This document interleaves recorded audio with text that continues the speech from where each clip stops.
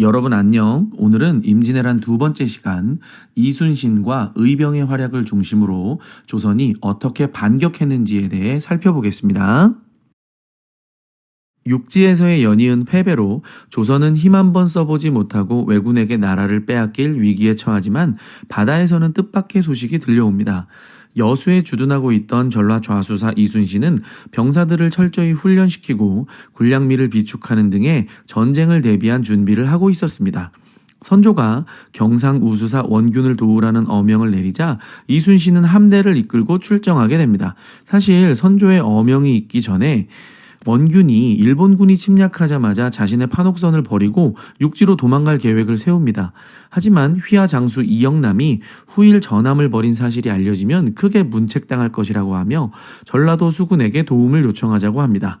원균은 이순신에게 도움을 요청하지만 이순신은 임금의 명 없이는 관할 구역을 벗어날 수 없다며 거절합니다. 사실 이순신이 보유했던 함대가 24척이고요. 원균의 함대가 100여 척이 되었다고 합니다. 그걸 모두 바다에 수장시키고 나서 도움을 요청했다니 참 원균 할 말 하안입니다. 자, 경상도 바다로 향한 이순신은 옥포에서 처음으로 왜군과 조우하게 되는데 이때 외선 26척을 격침하는 전과를 올리게 됩니다. 조선 수군의 대활약의 서막 옥포해전이죠. 이후 차례대로 하포, 적진포, 사천, 당포에서 승리하며 기세를 올리게 됩니다. 사천해전 때부터 거북선을 투입하여 전투를 치릅니다. 거북선은 판옥선을 개량한 구조인데요. 학자마다 주장이 조금씩 달라요. 2층이다, 3층이다, 절갑선이다, 아니다, 돌격선이다, 아니다, 용머리가 여기 있다, 여기 있다. 모든 주장을 차치하고 결론은 이순신 만세! 음력 7월 8일 전쟁의 판세를 바꿀 전투가 벌어지는데 바로 한산대첩입니다.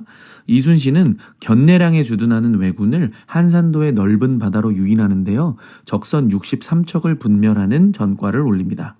한산대첩에서 사용된 전술은 하깃진인데요. 하깃진은 학이 날개를 편 모양으로 상대 함선을 에워싸고 포격을 가하는 전술입니다.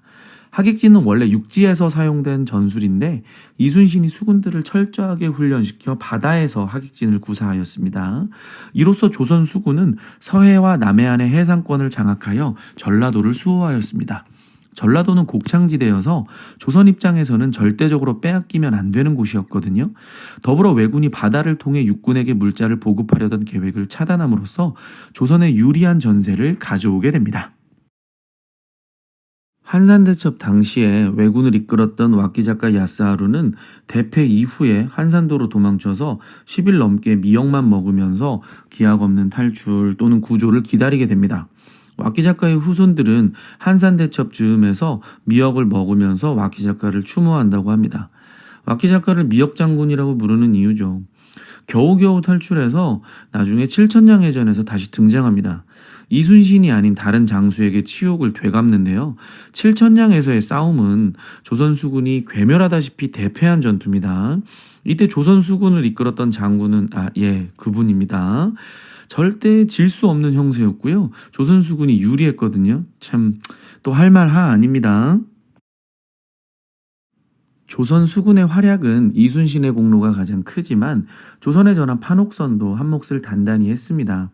판옥선은 승선 인원이 150여 명이 될 만큼 크기가 크고 튼튼했습니다. 높이도 상당해서 적이 월선, 이게 배에서 배로 뛰어넘는 걸 얘기하는 거죠. 그런 것이 쉽지 않은 구조였습니다. 또한 평저선이라서 바다에서 빠른 회전이 가능했습니다. 함포 사격에 유리하겠죠? 당시에 함포는 방포 후에 재장전의 시간이 필요했는데요. 회전하는 동안 반대편의 함포를 방포하고 그 시간에 재정비를 하니까 연이어 방포하는 효과가 있었겠죠. 예나 지금이나 조선은 화력 덕후였습니다. 반면 외선은 대형 전함 아타게 분해, 중형 전함 세키 분해, 소형 전함 고바야였는데 첨저선의 형태라서 기동력은 우수합니다. 굉장히 빨라요. 그렇지만 화포 발사에 불리한 형태입니다. 이들이 월선으로 전략을 삼은 건 배의 특성 때문이겠죠? 저번 시간에 왜 전쟁 방식을 설명드렸죠? 전쟁에서 패배한 다이묘의 백성들은 승리한 다이묘의 휘하에 들어가는 구조였다고요. 하지만 조선의 백성들은 아닙니다. 각지에서 의병이 봉기합니다. 조선을 지키기 위해서 자발적으로 무기를 손에 들고 왜군과 맞섭니다.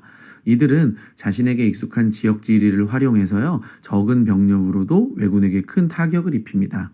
의령에서 홍의 장군, 붉은 옷을 입어서 붙여진 별명입니다. 홍의 장군 곽재우, 담양의 고경명, 나주의 김천일. 김천일은요, 분조를 이끌던 광해군과 긴밀한 관계를 맺고요, 광해군의 명령을 의병들에게 하달하는 역할을 합니다. 또한 금산의 조헌, 영규 등이 대표적인 의병장입니다. 그리고 스님들도 승병으로 전쟁에 참여했습니다. 묘향산에서 서산대사 휴정, 금강산에서 그의 제자 사명대사 유정이 활약합니다. 전쟁 종료 후에 유정은 포로송환 협상에도 참여하여 큰 공을 세웁니다. 드디어 명나라의 원군이 도착합니다. 명원군 파병은 자신들의 땅이 전쟁터가 되는 것보다는 조선에서 전쟁을 치르는 것이 낫겠다는 정치적 계산도 깔려 있었습니다. 이들이 생각하는 마지노선은 평양이었는데요. 평양 넘자마자 그냥 바로 파병을 합니다. 그리고 명의 파병이 지연되었던 이유가 또 하나 있는데요. 조선이 일본과 손을 잡고 명을 치려 한다는 이상한 소문이 돌았어요. 그래서 파병을 머뭇거리면서 이 소문의 진상을 확인해 보려고 했던 거죠. 선조가 이것을 급박하게 해명하면서 원군 파병을 계속해서 요청합니다. 이때의 명 황제가 만력제였거든요. 근데 만력제는요, 중국인도 절레절레 하는 똥망 황제였습니다. 우리 입장에서야 명의 원군 파병은 환영할 일입니다. 그렇지만 명의 입장에서는 명분만 있고 실익이 없는 전쟁에 참여하는 것은 엄청난 국력 소모였거든요.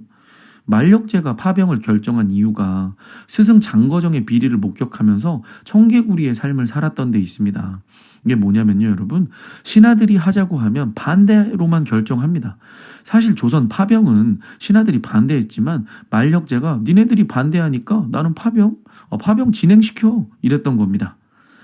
병은 조승훈, 이여송 등을 파병하면서 조선군과 연합작전을 펼치면서 평양성을 탈환하는 등 전세를 역전시키는 데 도움을 줍니다. 전열을 재정비한 조선군도 평양에서 퇴각하던 일본군에 맞서 권율이 행주산성을 지켜내며 조선군이 건재함을 과시하게 됩니다. 지금까지 임진왜란 중 조선의 반격을 알아보았습니다. 위기에 빠진 나라를 구하기 위해 나선 건 위정자들보다는 백성들이었네요. 자랑스럽기도 하고 씁쓸하기도 한 마음입니다. 다음 시간에는 항외의 활약, 일본군과의 휴전협상과 정유재란, 전쟁 종료 후의 동아시아 정세에 대해 살펴보겠습니다.